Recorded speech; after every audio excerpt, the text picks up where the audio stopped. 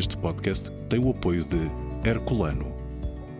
Bem-vindos ao Agricultar, o podcast de conversas sobre agricultura. Eu sou a Isabel Martins, da Vida Rural, e hoje estamos a gravar ao vivo na Agra Global, em Santarém. Vamos falar de inovação e circularidade na agricultura e são nossos convidados. Professor António Dias, da Universidade de Évora, como está? Olá, boa tarde. Engenheiro José Maria Falcão, agricultor. Olá, Isabel. E o engenheiro José Teixeira Marques, de Herculano. Olá, Isabel. Como Viva! está? Sejam os três muito bem-vindos. Vamos começar por si, engenheiro José Teixeira Marques. O nosso tema aqui é inovação e circularidade e este projeto ou estes projetos sobre os quais vamos falar começam com uma visita da Herculano e com uma máquina da Herculano que foi parar à Universidade de Évora, não é? Sim, nós estávamos... o nosso produto visa principalmente a 80% o transporte e a matéria orgânica, a distribuição de matéria orgânica, transporte e distribuição de matéria orgânica, quer que sejam efluentes líquidos ou sólidos. Há muito tempo esta parte nós vimos-nos a dedicar particularmente com alguma atenção ao transporte e distribuição dos compostos e da matéria orgânica. Durante uma determinada altura nós aproximámos-nos ou procurámos, porque veja, a importância do agricultor para nós, mas também do meio académico, principalmente das universidades, é interessante. Porque nós não fazemos nada sozinhos, nós, no fim de contas, industrializamos as ideias dos agricultores. E o nosso produto é modificado ou alterado ou modernizado, conforme o quisermos entender, com as dicas e as experiências dos agricultores, as dificuldades que têm. Dentro desse âmbito, numa visita que a Universidade de Évora fez a Herculano e faz com alguma regularidade, o professor Peça, que na altura ainda não estava jubilado, viu o espalhador que nós já tínhamos desenvolvido e que tinha origem numa ideia desenvolvida por produtores de fruta no oeste do país, na zona de Torres Vedras, que nos tinham dado algumas dicas de um equipamento que eles precisavam. Nós nessa altura tínhamos lá um projeto que era a distribuição, principalmente nas hortícolas de Peniche, a distribuição da matéria orgânica, dos dejetos dos galináceos. E tínhamos feito um espalhador para galináceos. Só que, pronto, a nossa dimensão como agricultura é sempre pequena e nós acabámos por descontinuar o espalhador dos galináceos porque vendemos meia dúzia de unidades e não havia mercado para mais.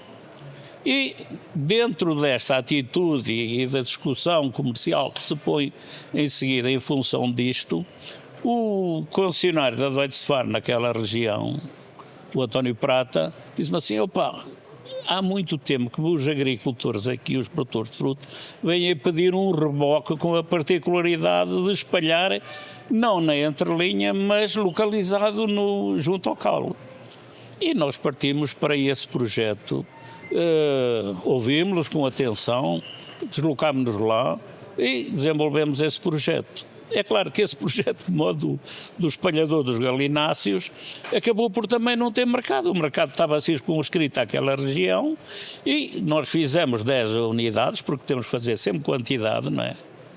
E nós fazemos e esperamos que depois vá alimentar a rede comercial e que eles tenham e que entrem na cadeia de produção. Ora, isso não aconteceu e como os tínhamos lá, o professor Peça, na altura, mais o António Bento, o professor, eles já traziam esse projeto em mente. E explanaram-nos, disseram-nos o que queriam e nós dissemos prontamente que emprestávamos o espalhador para a atividade que eles quisessem. Estava à disposição deles para eles fazerem acompanhar o projeto. É claro que nós também entrávamos no projeto, só que para nós não tem muito...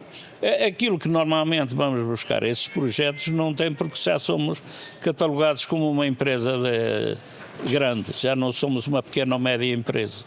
E, de qualquer maneira, interessava-nos, como eu disse no princípio, a convivência com o meio académico, ir ao encontro das ideias e da investigação que fazem, como fazemos exatamente com os agricultores. E pusemos lá o espalhador fez esse projeto, e entretanto eles pediram-nos... Isto foi há quanto tempo? Em que ano? Isso já foi há 4, 5 anos. Há mais já. Há mais? Ou mais. Há mais. Só que, entretanto, já começaram um segundo projeto que nos vieram a pedir os espalhadores. Ok, não há problema nenhum, porque essa é a nossa atitude na praça. É também esta ligação forte à de investigação e estar. desenvolvimento, não é? Sim, sabe que hoje o problema das universidades é a falta de disponibilidade. Quer dizer, as universidades, os tratores, os equipamentos que têm, foram comprados já há muito tempo. E cada vez mais a agricultura ganha dimensão, dimensiona-se, não é? E os equipamentos, hoje aquilo que nós produzimos não tinha nada com aquilo que a gente produzia há 30 ou 40 anos. O parque de máquinas está muito O parque obsoleto vai crescendo nas e escolas. eles acabam por não ter. Ainda há pouco tempo falávamos a propósito de uma cisterna. Hoje uma cisterna é uma máquina mais até que o equipamento de transporte, dadas as capacidades hoje que desenvolve.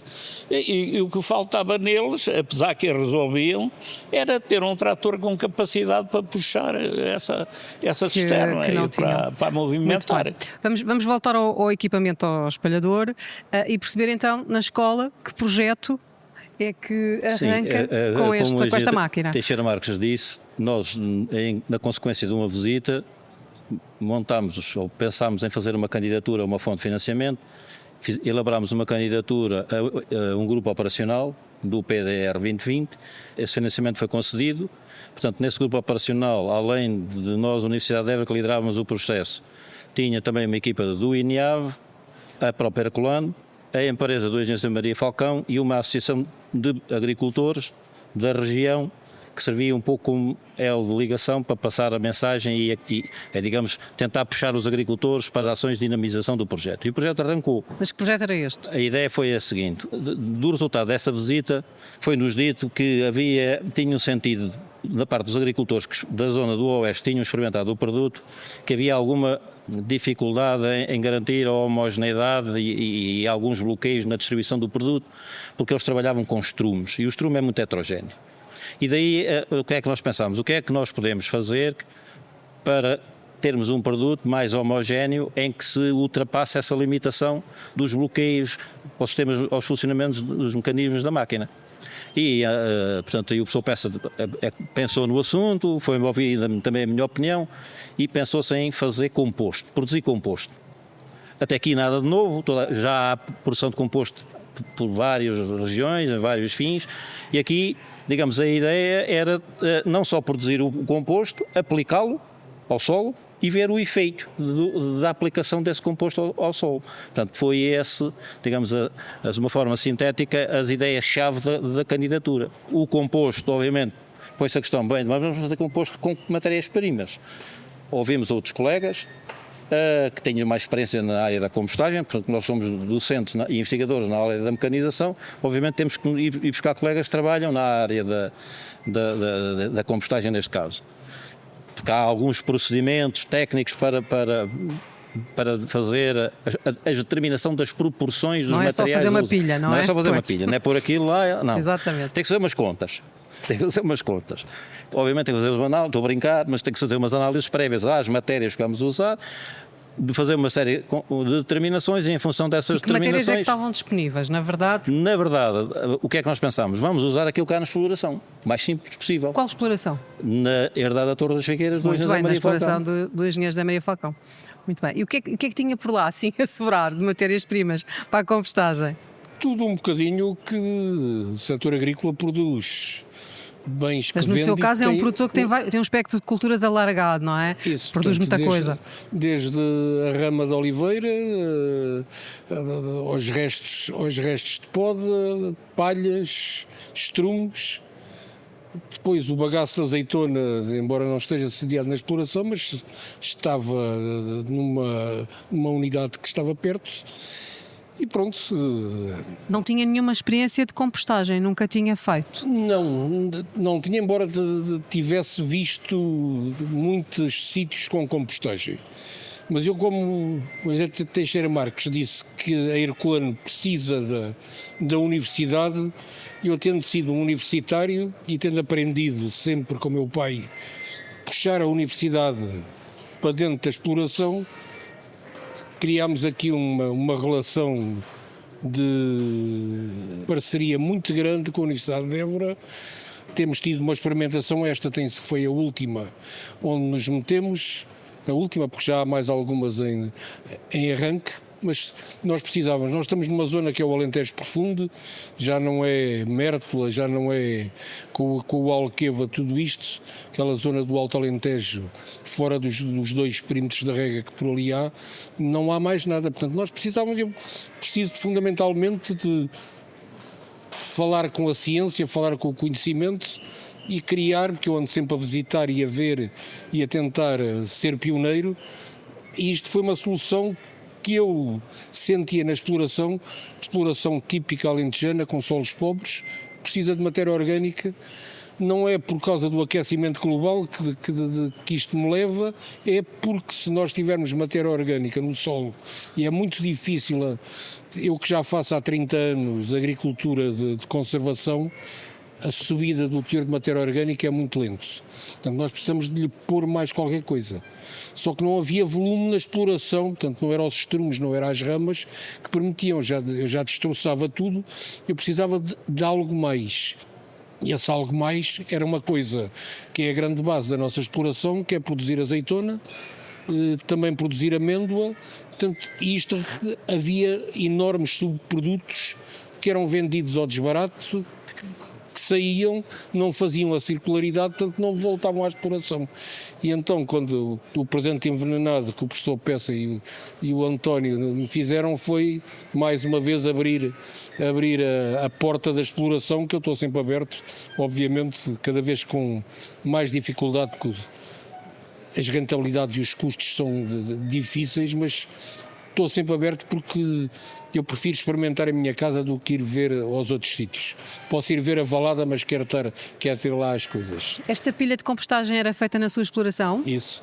E então, que materiais então é que, Pronto, então é que usámos, professor António Dias? No caso concreto foram a rama proveniente da limpeza da azeitona, portanto essa rama vem misturada após a colheita e portanto é feita uma triagem da folha e de ramos e fica a azeitona que vai para o lagar. Portanto essas folhas eram guardadas na exploração, não tinham praticamente uso absolutamente nenhum, excetuando algumas alturas em que podia haver ali um reforço ou distribuídas às vacas, mas tirando isso praticamente ficavam ali acumuladas, iam-se degradando e não eram utilizadas de todo. Depois tínhamos os estrumes das engordas dos parques de engorda de bovinos. E isto foi o início.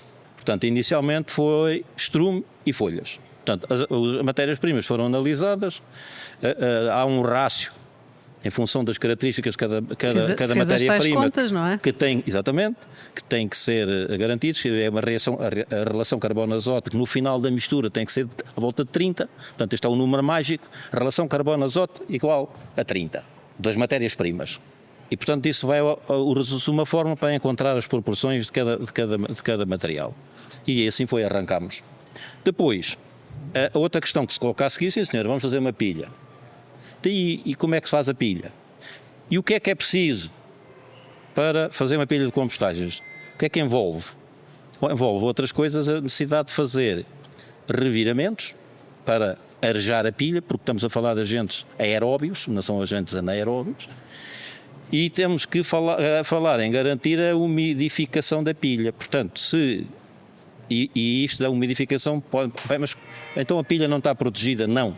A pilha que nós optámos por fazer foi uma pilha a céu aberto.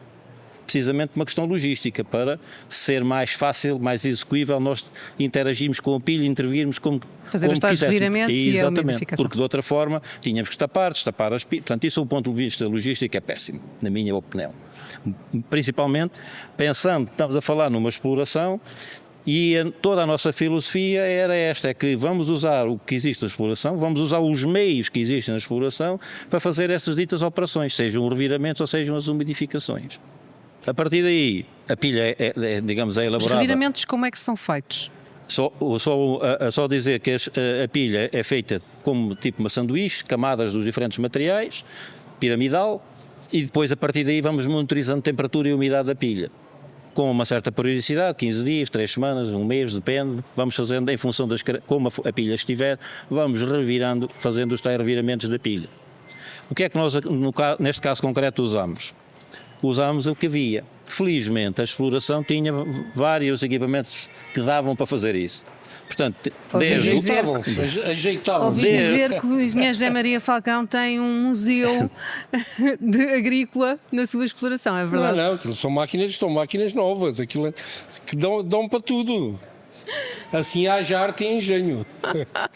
E, portanto, carregadores telescópicos, retroescavadoras e carregadores frontais implantados em trator agrícola, qualquer das três serve. E fresas de tomate. Já lá vamos. E, portanto, digamos, destas três usavam-se a que tivesse disponível. Qualquer delas servia. É evidente que umas são melhores que outras. Obviamente, eu pessoalmente acho que os carregadores telescópicos, pela manobrabilidade que têm, são ótimos.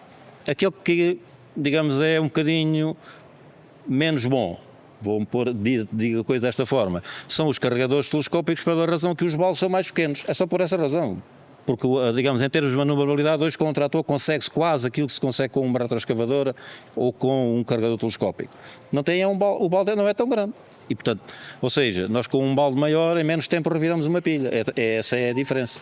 Portanto, usaram a prata da casa. Exatamente. Com esse pressuposto, passar esta mensagem, ou seja, qualquer agricultor que tenha, digamos, ou numa determinada zona em que mais um agricultor que se possam unir e possam fazer, digamos, interação com os equipamentos que têm, não temos aqui nenhum bicho de sete cabeças. Portanto, não é necessário para fazer pilhas de compostagem ter que adquirir reviradores específicos para esse fim, que é um montante avultado.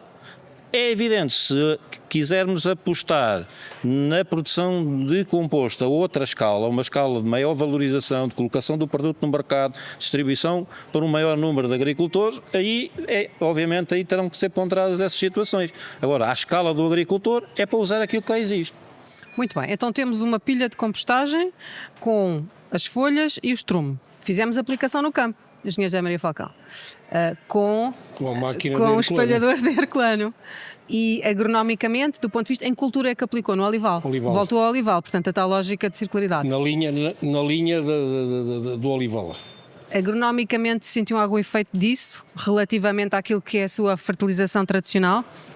Nota-se alguns efeitos quase imediatos, que no fundo, onde fica aquela manta morta, quase não cresce erva, até porque por ensombramento limita muito a saída de investantes. A nível de teores de matéria orgânica é complicado, aumenta rapidamente no primeiro centímetro, mas sim. Depois para baixo demora. Porque o processo de enriquecimento em matéria orgânica é um processo muito lento. Portanto, não é algo que seja imediato. Agora, estamos até num projeto, e a grande crítica que eu faço aos projetos nacionais é que são todos muito curtos. Entre o período de implementação no papel a ser aprovado e tudo, passam-se 3 anos em que, no fundo, estamos 1 ano e meio no campo. E, portanto, é difícil depois aferir resultados. Não há resultados. O que é que acontece? Esta equipa da Universidade de Évora são muito carolas. Eu dou-lhes o apoio e muitas vezes prolongamos, às vezes o projeto já acabou, mas ainda estamos, porque o António também precisa de fazer uns papers para subir na carreira, e ajudamos-nos, esta entreajuda tem que ser assim. Muito bem. Então, primeira fase desta compostagem, mas já temos uma segunda fase aqui. Depois Exato. Introduzimos aqui mais um subproduto. Ao longo do projeto, o que é que fomos fazendo? Fomos pensando em outras alternativas, até porque ouve-se o que é que se passa no setor, e neste caso no setor olivícola. E, portanto, após a primeira construção, portanto, o projeto conseguimos ter a duração de 4 anos, um projeto a funcionar durante 4 anos, com pedidos sucessivos de prorrogação, porque apanhámos a pandemia pelo meio, portanto, aqui foi ainda agravar mais algumas coisitas, foram os concedidos pedidos de prorrogação, e então fizemos 4 pilhas. A primeira pilha... António Dias, desculpe interrompê-lo, deixe-me só voltar aqui, só para fazer aqui uma pergunta que me está aqui a saltar ao espírito. Só perguntar aqui ao engenheiro José Teixeira Marques, esta vossa máquina já tinha feito espalhamento com composto, com compostagem? Já tinham feito essa experiência? A dificuldade é que neste equipamento, e esse foi o problema que nós tivemos, principalmente em viticultura, é que as pessoas muitas vezes não deixam completar a compostagem. Interrompem-no. começam a fazer a pilha, mas de repente precisam de matéria orgânica e é como está. O que é que acontece? O estrume ainda vai palhuço e tem muita dificuldade porque depois o tapete transporta para dentro de uma caixa tipo gamela, não é? Um cano cortado ao meio, onde funcionam os sem fios. A matéria orgânica muito rude, muito grosseira, tem muita dificuldade em ser transportada no sem fim. Cria irregularidade. Então já tinham algumas experiências com o composto, mas que do seu ponto de vista não era um composto bem feito, digamos assim. Sim, porque se ela é bem feita, ela trabalha magnificamente bem. Aliás, por exemplo, no Oeste usa um bocado o granulado e ela é perfeita a distribuir o granulado. Eles, quando estão a distribuir granulado, o reboque trabalha muito bem. E o composto trabalha bem na mesma, porque sabe que os desafios vão aparecendo à medida das necessidades. Portanto, estava a colocar a questão, porque como era uma máquina feita para espalhamento de estrume, não é? Portanto, era a sua concepção inicial de perceber se tinha essa... Nós nunca pensámos um espalhador para a situação que eles têm. Porque aquele espalhador era para linhas até 4 metros, 4, 5 metros no máximo. Mas consegue-se adaptar. Tivemos que adaptá-lo, foi aquilo que o António já disse da última conversa que tivemos, pô-lo a distribuição para uma linha. Trabalhava só para um lado, porque ele tinha essa facilidade. Ele foi pensado a distribuir para 2 linhas, à esquerda e à direita. Por exemplo, normalmente a vinha tem uma entrelinha de 3 metros, funciona perfeitamente bem. Muito bem.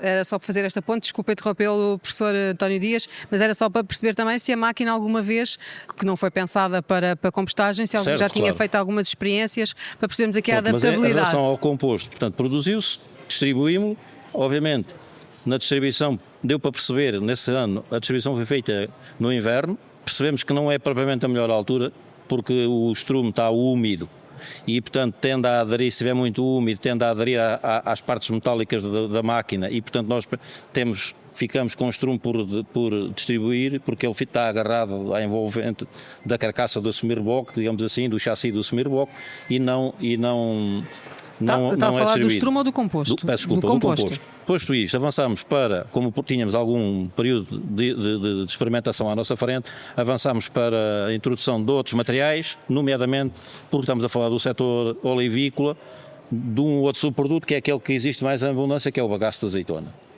Primeira vez que usámos bagaço de azeitona foi bagaço seco, portanto é o chamado bagaço extratado. Da terceira e quarta pilha usámos o bagaço em fresco, portanto como ele sai diretamente do lagar, que é um produto fluido, com teores de umidade bastante elevados. E portanto, se nós abrirmos a guilhotina do caminhão que transporta, ele derrama, corre. Portanto, foi mais um pequeno desafio para a pilha, exatamente. Quando nós estamos a pôr produtos em camadas e há um deles que escorre, tivemos que pensar como é que o seguramos, como é que evitamos que ele fuja. E conseguimos, portanto, demos ali um jeito à base da pilha para que ela para que o composto não fuja, as coisas funcionaram, por mais digamos, uns pequenos truques. A verdade é que chegamos ao fim, em qualquer das pilhas, nós precisamos de 6 meses para que o processo complete. Isto é o outro aspecto também. 6 meses para ter uma pilha de compostagem pronta. Pronta. A primeira terá sido menos tempo, 4 a 5 meses, quando entramos com o bagaço, demora mais tempo. É preciso mais tempo para que o material fique completamente degradado.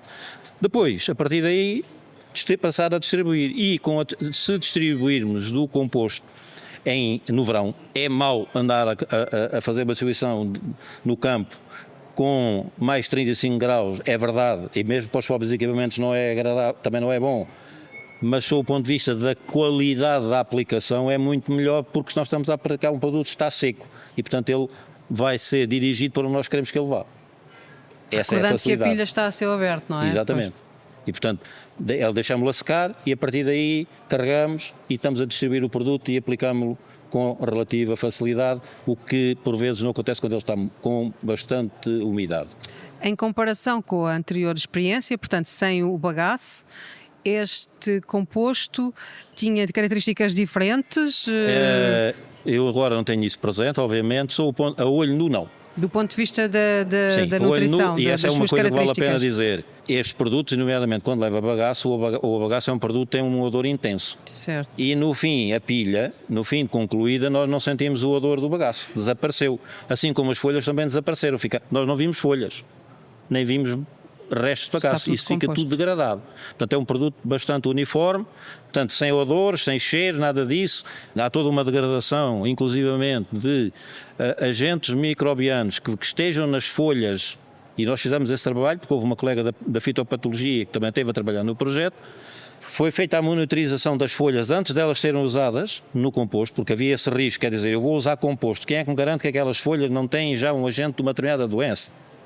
E eu vou voltar a pôr essas folhas sob a forma de composto no olival. Sim. Passar a perpetuar aqui uma doença. Quando se fez as análises ao composto, depois dele estar produzido, esses agentes patogénicos não estavam presentes. Estavam presentes no material original, mas não estão presentes no material final. Nem esses nem nenhuns, portanto, degradou os agentes patogénicos ou não? Temos micro-organismos, mas são benéficos dos benéficos. Daqueles mauzinhos, digamos assim, no sentido figurado, para a cultura, não foi detectado. Os patogénicos degrada. Exatamente. E outros mais. Portanto, obviamente tem uma flora microbiana própria. Mas essa flora microbiana própria não é agressiva para o olival, antes pelo contrário, aliás é importante para o próprio solo. Portanto, nós enriquecermos o solo, não só de matéria orgânica e matéria microbiana. Mas o que estava a perguntar era se este composto, portanto já com os bagaços, certo, era um composto mais rico do que na primeira experiência. É isso que nós obviamente fizemos análise à composição do produto final sob o ponto de vista químico. Eu creio que não há diferenças assinaláveis. Há algumas diferenças. Aqui a vantagem era incorporar um subproduto que estava em excesso de exploração e era um problema, não é? E é talvez a mais-valia, é a maior dor de cabeça do setor, é o bagaço. As folhas vão tender, pelo menos no Alentejo, a diminuir. Com o arranque dos olivais tradicionais e olivais intensivos, ficam os olivais super intensivos. E os olivais super intensivos, as folhas saem na traseira da máquina que está a fazer a colheita. As folhas não são transportadas para o monte. Portanto, vamos ter menos folhas. Naturalmente, que aquilo que as folhas fazem, terão que ser, a fazer compostagem, teremos que procurar outra alternativa sob o ponto de vista daquele material de suporte, que sem dúvida é o material mais volumoso da pilha. As folhas têm uma massa relativamente pequena, mas sob o ponto de vista de volume, ocupam muito volume. E é importante para o processo todo ele, para o arejamento, portanto, porque dá a tal estrutura à pilha para poder emitir o arejamento. Se nós não tivermos poros não há circulação de ar. E, portanto, as folhas têm essa função também. Naturalmente, sob o ponto de vista químico, haverá ali umas pequenas diferenças, mas não são diferenças abismais. Eu não tenho os valores presentes. Mas, pronto, não há se calhar grandes diferenças entre uma e outra. Aqui a questão, como estava a dizer, era mesmo daqui de mais um material que entra no processo. Já agora, vale a pena só dizer que depois este material nós testámo-lo como corretivo de solos, nos quais em ensaios, em vasos, foram cultivadas outras espécies e hortícolas em concreto. Os resultados que nós temos é que as plantas que foram plantadas num substrato que continha composto tiveram um desenvolvimento muito maior do que aquelas que tinham o solo sem a mistura do composto. Em vaso. Em vaso. Estamos a falar de hortícolas. Diferenças, portanto, significativas, obviamente, sob o ponto de vista estatístico, mas mais do que isto, ao olho nu, nós olhamos para a dimensão das fotos dessas plantas e via-se perfeitamente as diferenças. Engenheiro José Maria Falcão, foi aqui a cobaia neste projeto, não é? Continua a fazer sentido esta questão da compostagem? Acredita que neste momento existem já outras possibilidades para este tipo de subprodutos, nomeadamente os bagaços e tudo isso, com as oportunidades que se abrem para as bioenergias e para os biometanos? Continua a fazer sentido trabalhar este tipo de compostagem como uma solução nas explorações? Agora que existe este conhecimento, que existe esta capacidade de adaptação das máquinas existentes, que não é preciso comprar equipamento dedicado, isto faz sentido para um agricultor tão capacitado? O racional económico da compostagem é um racional muito difícil. Primeiro porque para fazer compostagem exige um conjunto grande de matérias-primas que se tem que lá pôr, subprodutos, resíduos, que nem sempre estão todos juntos e, por outro lado, precisa de muita área para fazer qualquer coisa.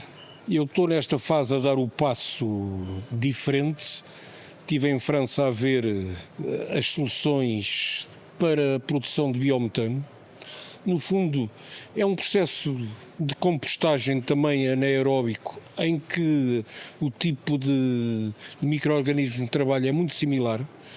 Dá origem também a uma matéria orgânica de alto valor. A única coisa que tem é que é uma matéria orgânica não sólida, mas é um churume. Churume esse que a própria Herculano também sabe espalhá-lo e tem máquinas e tem as cisternas para espalhar.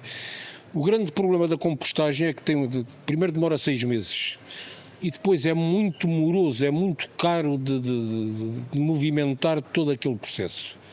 As experiências que têm havido são experiências difíceis. E nós temos uma coisa que é a circularidade de tudo o que entra e que sai da nossa exploração. Eu produzo cerca de 4.000 toneladas de azeitona, portanto, no fundo, mando para um lagar, o lagar fica com um encargo que neste momento é um resíduo, que neste momento, que este ano que passou, teve um valor igual a zero, pode-se dizer. Eu deixei lá 3.000 toneladas, dos quais poderiam ser todas voltadas, depois de passarem por um processo, não de compostagem, mas de produção de biometano e de produção de energia e produção depois de um digestato, que no fundo é um churume que pode vir. Sim. Todo o meu balanço de nutrientes podia ser completamente alterado. Este digestato tem outra vantagem, é que posto no solo também tem um efeito herbicida. Como eu vou aplicar por baixo da sebe, consigo diminuir. Portanto, há aqui mais-valias extremamente importantes. E eu tenho a certeza de uma coisa, que eu há bocado dizia, não me preocupa muito o aquecimento global, porque eu tenho muito pouca água. Se eu tiver matéria orgânica, eu tenho retenção de água. Chova muito ou chova pouco, a que chover tem que lá ficar. Portanto, eu preciso de aumentar os teores de matéria orgânica. Eu há muitos anos que faço enrelvamento, ainda não havia ajudas para enrelvamento da entrelinha, já fazia enrelvamento, não por uma questão de matéria orgânica, mas por uma questão de transitabilidade das máquinas. Antes os olivais eram todos mobilizados, eu deixei de mobilizar os olivais, tenho uma cultura de cobertura que a trituro e fica lá. Tudo isto ainda é pouco, portanto, a rama é triturada, fica, mas eu preciso de pôr, muitas vezes onde está o sistema radicular, preciso de pôr, e se eu levo e transporto azeitona, porque é que não posso vir a receber, através de uma outra processo industrial, uma parte do valor da energia, uma receita para a exploração, e a matéria que o digestato representa, por exemplo, em França, pode representar quase 50% do input de NPK que os cereais levam. Portanto, isto é criar valor e evitarmos de trabalhar com tanta parte química e podermos pôr, no fundo, a natureza a funcionar. Isto é preciso, nós temos problemas gravíssimos com o nosso Ministério do Ambiente. O bagaço não é um subproduto, é um resíduo. Como resíduo tem 500.000 leis e mais uma data de gente que inventa mais algumas, portanto todo este processo que já podia estar em andamento está muito parado. Mas a Herculano tem todo o material, é só virar um bocadinho o chip. Já vamos voltar a falar com a engenheira Teixeira. Passa a ter aquilo que o estrume não tinha, o bagaço de azeitona passa a ser um volume enorme. Portanto, Portugal com 200.000 toneladas, das quais 80% estão no Alentejo, portanto é um volume brutal que os lagares têm. Os lagares têm o problema, quem o paga é o produtor, esse no fundo é quem suporta o custo todo, portanto é uma solução interessante. Embora a compostagem em pequenas explorações, em sítios onde tenha exploração de galinhas, onde tenham de estrumes, isso assim, pode ser uma solução, mas não para a média e grande escala. Muito bem. Professor António Dias, queria só acrescentar uma coisa que temos que finalizar. Eu queria só dizer uma coisa em relação a este aspecto dos churumes. A questão dos churumes obriga aqui, na minha forma de pensar, a um desenvolvimento ou uma melhoria dos distribuidores de churumes através de soluções de aplicação direta ao solo na zona da linha das culturas permanentes, neste caso o olival, porque se o bagaço é originário da azeitona que foi produzida naquele olival, portanto faz todo o sentido que ele volte para lá, mas temos que saber aplicá-lo. E temos aqui o desafio, é uma faixa relativamente estreita, que muitas vezes está em camalhões. E estamos a fazer a aplicação de um produto líquido ou parcialmente líquido. Eu não conheço esse digerido.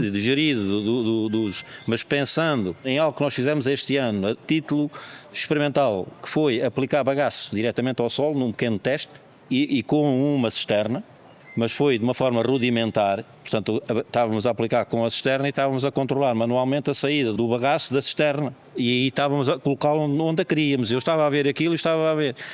Se tiver aqui uma forma de localizar e enterrar, fazer um pequeno enterramento, usando, por exemplo, esta é uma ideia muito minha, de serem discos injetores de chorume no solo, portanto, isto é uma dica que eu deixo aqui à Herculano. Poderá ser, se realmente o biometano avançar, poderá ser aqui uma solução para o problema e, obviamente, a decisão vão ser necessárias, porque depois põe-se sempre isto. Existe isto para distribuir. Pode-se fazer isto, pode-se fazer. E como é que se aplica? Se não houverem máquinas para o fazer, não conseguimos. E, portanto, se isto for para avançar, que eu creio que aqui haverá mercado pelos milhares e milhares de hectares que vamos ter de olival que vão aderir a isto. Para mim é evidente. Engenheiro Teixeira Marques, a Herculano está particularmente atenta aqui a esta questão. Sei que tem estado a olhar para isto com interesse e que também tem muita abertura para poder trabalhar a inovação e a adaptação da vossa maquinaria para estas novas oportunidades de mercado. Sim, mas não é? nós estamos a trabalhar isso. Só que infelizmente o nosso país está muito atrasado em relação à produção de biometano. Eu acompanho isso há anos em França, com alguma regularidade, conheço perfeitamente esse tipo de exploração. Ouça, eles crescem como cogumelos. É de tal maneira o interesse económico que deixa, porque veja, para além daquilo que aqui o engenheiro disse, ele deixa também o biogás. O gás metano, que depois é filtrado e é metido na rede do gás, ou faz eletricidade em cogeração e água quente, por exemplo. Há mais um aproveitamento que se tira disso, porque depois no produto final, aliás, leva muito menos tempo que a compostagem, porque ele vai ao digestor, está 30 dias e depois está mais 20. Portanto, o ciclo, desde que entrou e quando entra é macerado, portanto não há substâncias sólidas, a fermentação é anaeróbia, não há cheiros, e quando ele sai, agora, a nossa experiência ainda não se pôs ao nível da localização no tronco das árvores, seja olival, seja frutícolas ou seja vitícolas.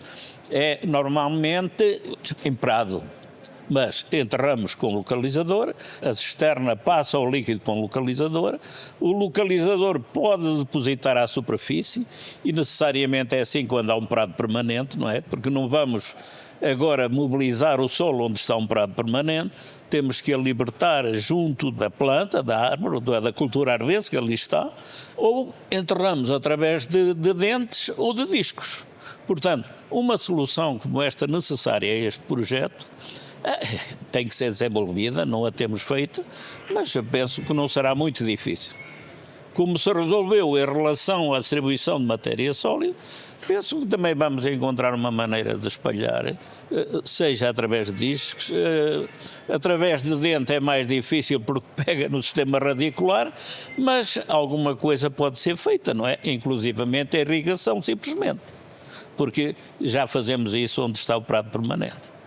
Muito bem, portanto encontramos aqui... Isabel, só de dar aqui mais um muito rapidamente para terminarmos. Que é isto que vai criar uma fileira ao pé de cada lagar, vai criar uma empresa de prestação de serviços, porque o agricultor não tem capacidade para fazer um serviço de um mês ou 2 meses. Portanto, isto vai ter que haver um conjunto muito grande de prestadores de serviços que se vão especializar neste tipo de oferta ao setor. Portanto, é mais uma diversificação. Está a dizer mais um dinamismo para o território. Um dinamismo, isso mesmo, que é extremamente importante. Sim, sim.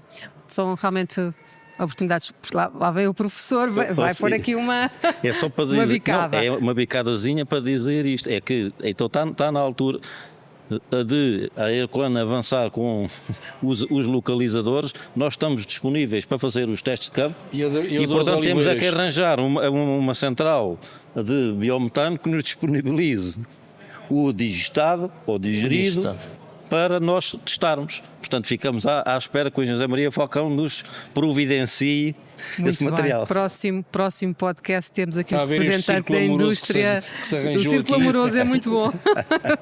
É muito bom para terminarmos este podcast. Meus senhores, foi um gosto conversar convosco e aprender aqui um bocadinho mais sobre estas questões, os prós e os contras aqui também da compostagem, mas essencialmente as oportunidades que se podem abrir aqui para o nosso setor, trabalhando com os subprodutos da área do olival, seja da pecuária, enfim, há aqui oportunidades que se abrem, oportunidades de mercado interessantíssimas, com valências a vários níveis, como esta que acabou por dizer agora aqui também no final. Esperemos ter sempre esta abertura, quer da academia, quer dos agricultores, quer da indústria, que desenvolve soluções inovadoras e tem esta capacidade também de estar e de se adaptar e de trabalhar juntamente com a produção.